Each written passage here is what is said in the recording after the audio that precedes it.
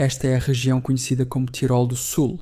Recebe o seu nome de Tirol Superior ou, como é conhecido na Áustria, apenas Tirol. A razão pela qual tem o mesmo nome apesar de fazer parte da Itália é que pertencia à Áustria na época do Santo, Império Romano, e depois também ao Império Austro-Húngaro. Ao longo dos tempos, desde a criação de uma identidade nacional italiana e a unificação do seu território, esta área tem sido objeto de uma disputa territorial entre eles e a Áustria, e desde o fim da Primeira Guerra Mundial tem sido efetivamente controlada pelos italianos, mas alguns locais e alguns vizinhos na Áustria ainda afirmam que ela deveria ser devolvida ao Reino Oriental. Afinal, o alemão é a língua mais falada lá, alcançando cerca de 90% da população na maior parte do território, então por que ainda é italiano?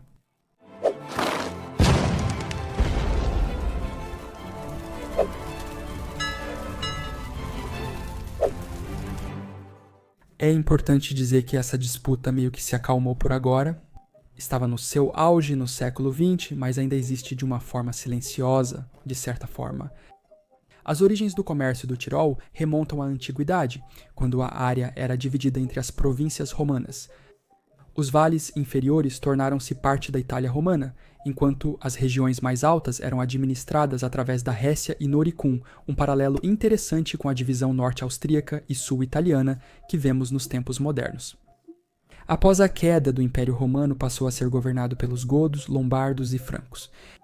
No século VIII, colonos bávaros se mudaram para a região, introduzindo uma identidade cultural e linguística germânica que moldaria a identidade cultural dela até hoje. Foi um pouco caótico durante a Idade Média em termos de quem controlava, mas eventualmente o Condado de Tirol emergiu no século XII e se desenvolveu em uma entidade política coesa sob o Sacro Império Romano. Em 1363, os Habsburgos adquiriram o Condado de Tirol. Eles o incorporaram no que mais tarde se tornaria o Império Austro-Húngaro e no século XIX a região formava uma parte integral das províncias montanhosas do sul da Áustria. Porém, há também um interlúdio interessante para o domínio austríaco. Isso aconteceu durante a Era de Napoleão e ocorreu em 1809, depois que os exércitos francês e bávaro aliado haviam ocupado o território. Os locais se levantaram no que ficou conhecido como a Rebelião Tirolesa. Da mesma forma que a divisão do antigo Império Romano ainda se reflete na realidade atual, o movimento de independência mostra uma espécie de eco histórico desta rebelião também. 80 mil pessoas se rebelaram contra as forças lideradas pelos franceses, mas acabaram sendo derrotadas e suprimidas.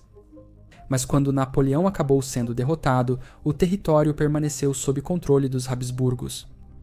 É interessante como o antigo condado imperial do Tirol incluía não apenas o Tirol do Norte, parte da Áustria hoje, e o Tirol do Sul, que faz parte da Itália, mas também outro território italiano hoje, Trentino, que, pelo que eu sei, os movimentos de independência ou de retorno à Áustria reivindicam apenas o Tirol do Sul. Mas, de qualquer forma, vamos voltar à história. Agora, estamos no início do século XX e a Áustria-Hungria controla todo esse território, mas então vem a Primeira Guerra Mundial. E acredita-se que a razão pela qual a Itália entrou na guerra contra as potências centrais foi precisamente para adquirir Trentino e Tirol do Sul, entre algumas outras regiões.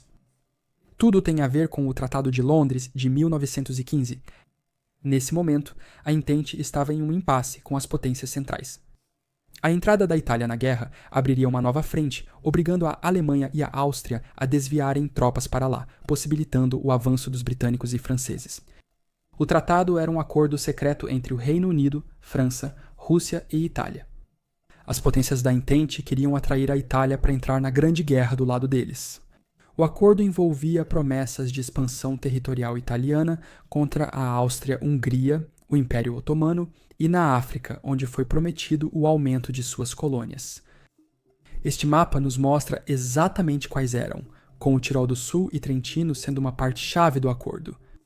Embora a Itália tenha conseguido alguns desses territórios após a guerra, o acordo não foi totalmente cumprido, o que, segundo alguns, contribuiu para a ascensão de Mussolini e o apoio italiano à Alemanha na Segunda Guerra Mundial, mas isso é outra história.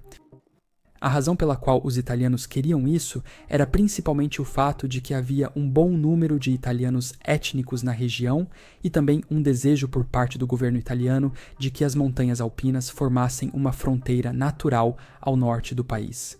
E assim, após a guerra, Trentino e Tirol Cisalpino, mais tarde conhecido como Tirol do Sul, passaram para a administração italiana. Mas essa anexação contrariou os princípios de autodeterminação promovidos pelo presidente dos Estados Unidos da América, Woodrow Wilson, e trouxe cerca de 150 mil falantes de alemão sob o domínio italiano sem consulta ou voto. Você pode imaginar que os locais não gostaram da mudança e gostaram ainda menos com a ascensão ao poder de Benito Mussolini em 1922. Seu novo governo tinha um forte desejo de assimilação cultural por meio de uma política de italianização, que essencialmente queria eliminar a língua alemã no discurso e educação na região, bem como no uso cotidiano, como avisos bilíngues em placas de trânsito e em anúncios. Havia dezenas de medidas que eles aplicaram para fazer isso. Algumas das mais relevantes foram o uso exclusivo do italiano nos órgãos públicos, fechamento da maioria das escolas alemãs e também incentivos para imigrantes de outras regiões italianas.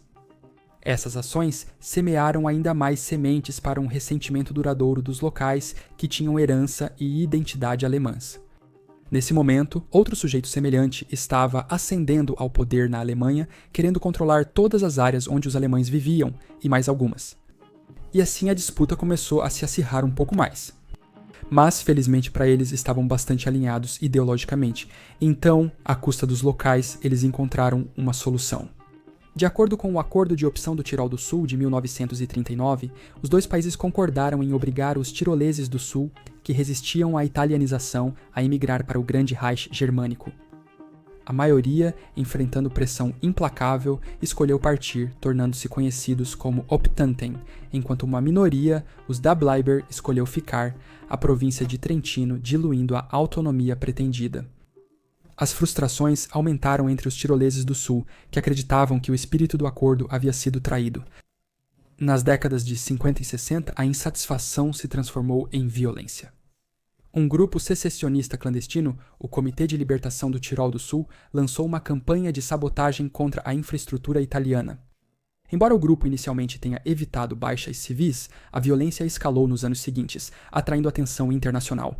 A Áustria, ainda responsável pela proteção dos tiroleses do Sul sob o Acordo de 1946, levou a questão para a Organização das Nações Unidas. E assim, em 1960, a Organização das Nações Unidas aprovou a Resolução 1497, incentivando ambos os lados a negociar uma solução pacífica. Pressionados internacionalmente, Itália e Áustria acordaram em novas medidas que seriam promulgadas como o Segundo Estatuto de Autonomia em 1972. O novo arranjo de autonomia mudou fundamentalmente a posição do Tirol do Sul dentro da Itália. Ele delegou a maioria dos poderes políticos, administrativos e financeiros diretamente para a província de Bolzano-Bósnia. O alemão tornou-se língua cooficial junto ao italiano. Empregos e serviços públicos foram distribuídos proporcionalmente entre os grupos linguísticos e as escolas organizadas de acordo com as linhas linguísticas. As instituições culturais foram protegidas e a província manteve cerca de 90% de sua receita tributária. No início dos anos 90, a Áustria declarou a disputa resolvida na região do Tirol do Sul. Entrou em uma fase de relativa paz e prosperidade. Hoje, eles são uma das regiões mais ricas da Itália e servem como um modelo de coexistência étnica pacífica em muitos aspectos.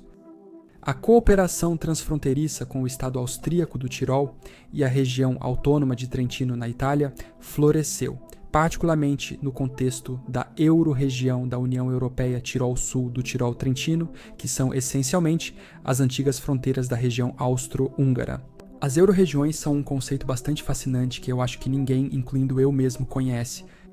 Talvez um vídeo sobre isso seria interessante. Independentemente disso, muitos sul-tiroleses hoje se identificam principalmente como sul-tiroleses em vez de italianos ou mesmo austríacos, expressando uma identidade regional complexa e bastante híbrida que está enraizada naquela língua, tradição e geografia. Um forte movimento de independência continua a operar dentro de estruturas agora legais e democráticas. Um dos grupos mais focais é a Liberdade do Sul do Tirol. Eles pedem um referendo sobre autodeterminação e vislumbram ou a total independência ou a reunificação com a Áustria. Em uma pesquisa online não oficial do partido, mais de 90% dos 61 mil respondentes favoreceram a secessão da Itália. Embora não vinculativo, os resultados revelaram uma persistência do sentimento nacionalista, particularmente entre os jovens sul-tiroleses de língua alemã. Os defensores da independência alegaram que, apesar do bilinguismo oficial e das proteções legais, o centralismo italiano permanece como realidade. Eles citam ineficiências burocráticas, uso ocasional da língua alemã, serviços e agências nacionais e o que eles consideram como insensibilidade cultural, como a presença contínua de monumentos da era fascista e a italianização de nomes e espaços públicos. Além disso, eles enfatizam a natureza artificial do domínio italiano, argumentando que a inclusão da região na Itália foi o resultado de oportunismo em tempo de guerra, em vez de qualquer mandato popular legítimo. Para muitos, o princípio da União Europeia de fronteiras abertas e cooperação transnacional oferece uma terceira opção que transcende as fronteiras nacionais tradicionais. Nessa visão, o Tirol do Sul não precisa escolher entre Itália ou Áustria ou mesmo ser independente, porque eles já são sua própria região europeia. Mas quem sabe, talvez um dia eles se tornem seu próprio microestado independente? Acho que cabe a eles escolher. Muito obrigado por assistir, agradeço aos meus patronos pelo apoio direto. Se quiser se juntar a nós no Patreon, faça isso. De qualquer forma, até a próxima com mais conhecimento geral.